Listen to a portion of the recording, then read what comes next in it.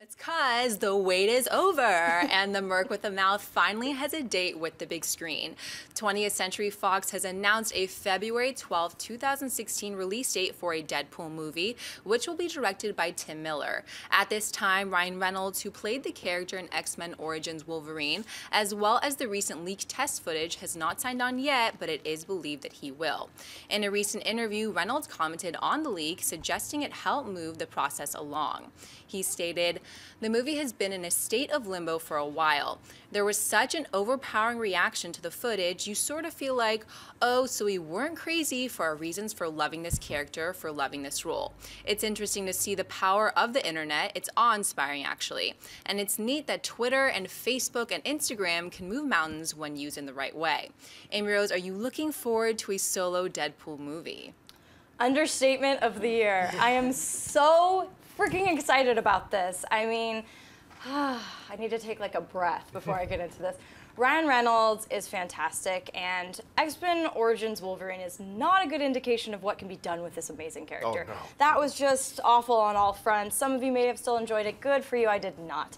I love this freaking character so much. I do find it very interesting, the director, who has not very well-known credits at this point. I mean, the biggest thing in his favor to me is that he was the supervisor of special effects for Scott Pilgrim vs. the World, which was amazing. And the kind of effects I want to see in the Deadpool movie as well, that could really be, I mean, fantastic. And I mean, Ryan Reynolds is not signed on yet, but we know he's going to sign on. This is his baby, and I do think it's absolutely fascinating what this leaked test footage did in terms of moving this along, exactly what he's saying. I mean, it just shows that that line is so blurred between, you know, studios and fans, and if there's a demand for it enough, that we do have much more power than we used to in this domain. So it's really exciting to be a fan of just content, especially this, and it better be rated R. I'm gonna be so disappointed. I get if it's gonna be PG-13, I've heard back and forth on both. Obviously they want the mass appeal, but Deadpool, you'll be taking away some of his core characteristics, his sassy mouth and all the blood and everything that comes along with him, so it better be R or I'm gonna be disappointed, so I'm excited. John, obviously, you came in today on a Friday when you don't usually. Are you excited about this one? I'm really excited about it. Actually, I even made a video about it last night. Like, I couldn't wait for movie talk the next day. I had to do a video right away about it. I'm really glad you brought up the Scott Pilgrim versus the World connection, because if you really think about Deadpool, who would be a great director for a movie like that? Edgar Wright would be an amazing director for that. And so getting a guy who, at least for one major film, has studied under the tutelage of Edgar Wright, I think is actually quite encouraging. I think that's really cool. Now, a lot of people want to point to that leaked, quote-unquote leaked, that leaked test footage of the film, saying, this is what got the studio going. Well, the studio put it out. I think they wanted to see the fan reaction to it.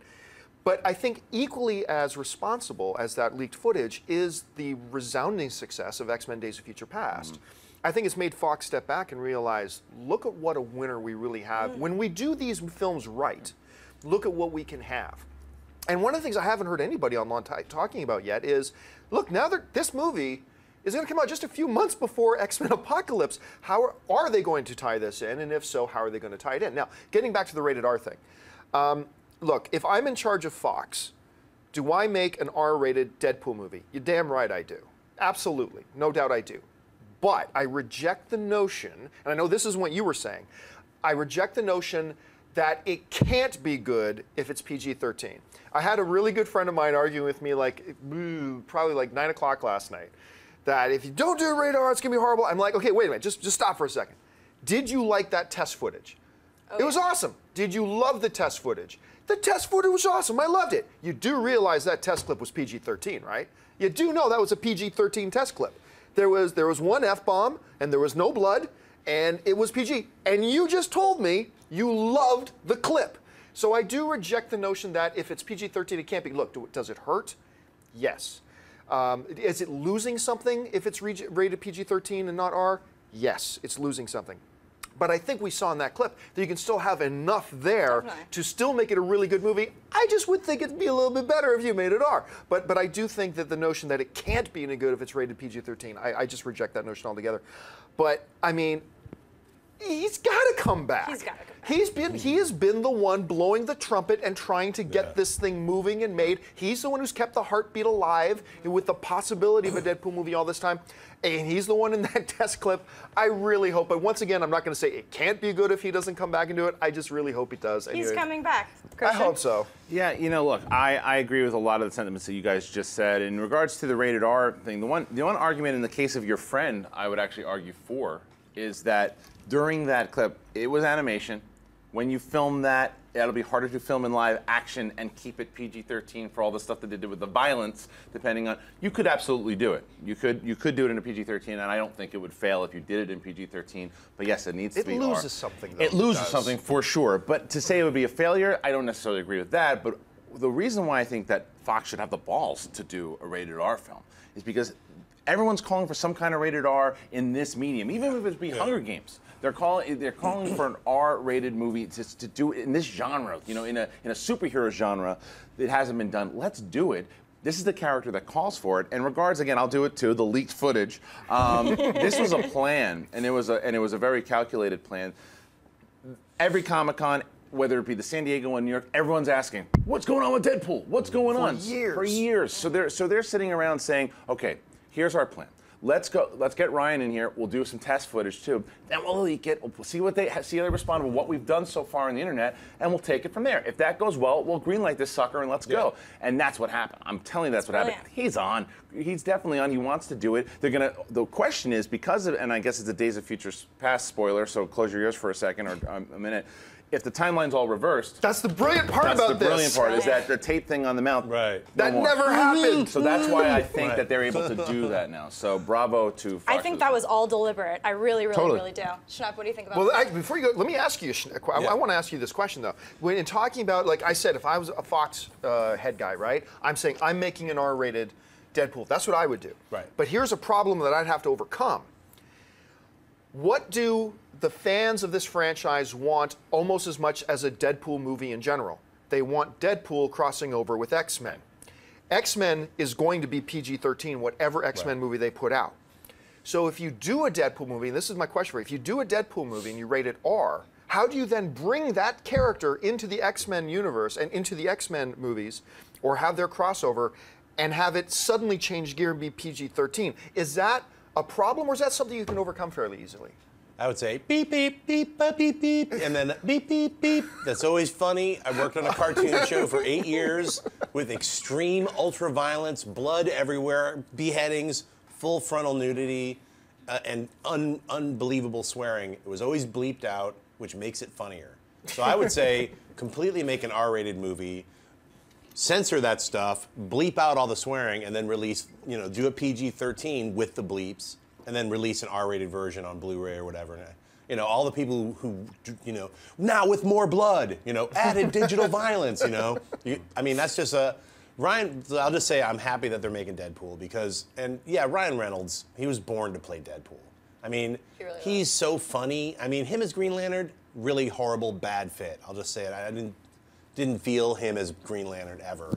Him as Deadpool, 100%. I hated what they did to the character in Wolverine Origins. It was insane. I can't even, let's take the guy who's known for, having the comebacks and, so it makes no sense. And he was the only watchable thing about that movie up until that point. Yeah. You said I don't know before, what was watchable about that movie. Yeah, it was watchable. But you mentioned as far as how do you bring a rated R character into the PG-13. If you watch the unrated version of the Wolverine, the latest Wolverine movie, it's pretty much rated R for really. If you watch, I haven't seen the unrated. Watch the unrated, and it's a little more violent. It's got a little more. Got that ninja fight scene. It's not going to be as R as we want the Deadpool movie to be, but you can definitely transition the character because the worlds are going to be a little different from the world that he's going to be in, and the characters that he runs into. Deadpool, that is, and putting him into a side character in X-Men.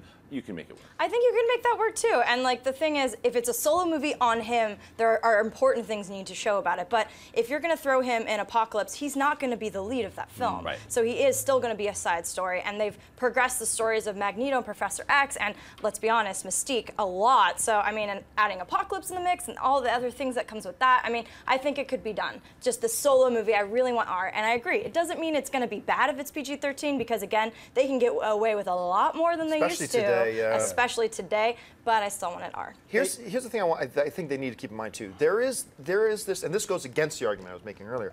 There's this train of thought out there that, okay, if you make it PG-13, more people are able to go see it, and what we're really talking about is kids. Yeah. More people are able to go see the film, and therefore if you make it R, it will make less money. Well, that always used to be the prevailing thought about comedies. You can't really do R-rated comedies because those ones won't make as much money. You know, you got to try to make your comedies PG-13. Well, that might have been true a while ago, but now all the big comedies are rated R so comedies, much better. and they're making money.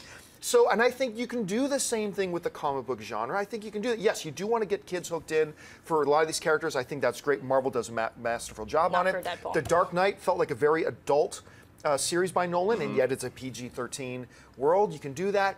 But they've proven you can do R and make bank. Yeah, and the difference is that this character isn't really suited for kids. And Ryan Reynolds has also been in another rated R superhero movie, and that was Blade. He was in the third Blade. That's right. But the first Blade. Once again, the only watchable thing of a horrible Hannibal movie. That's right. That's right. does that a lot. Blade, the first Blade was rated R and needed to be because that character's not suited for kids. Right. This Yeah. character's not suited for kids. It really It's isn't. really not. From what he is. So let's make it R, Fox. And didn't Tim Hunter direct that the leaked footage? Yes. That's what Yeah. So I Yes, mean, he did. that's the guy who's directing the movie, and I thought the leaked footage was great. They caught the tone so perfectly. Exactly. The ridiculousness of it, Yeah. the Yeah. slickness of it. It was from the comics. It was exactly what we want to see. So it's possible, but I want more. Hey everyone, if you liked this video, click that thumbs up button and make sure to subscribe to our AMC Movie News YouTube channel.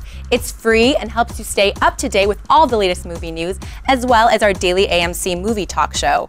Also, make sure that you follow us on Facebook and Twitter to stay up to date with all of our special promotions, contests, and prize giveaways.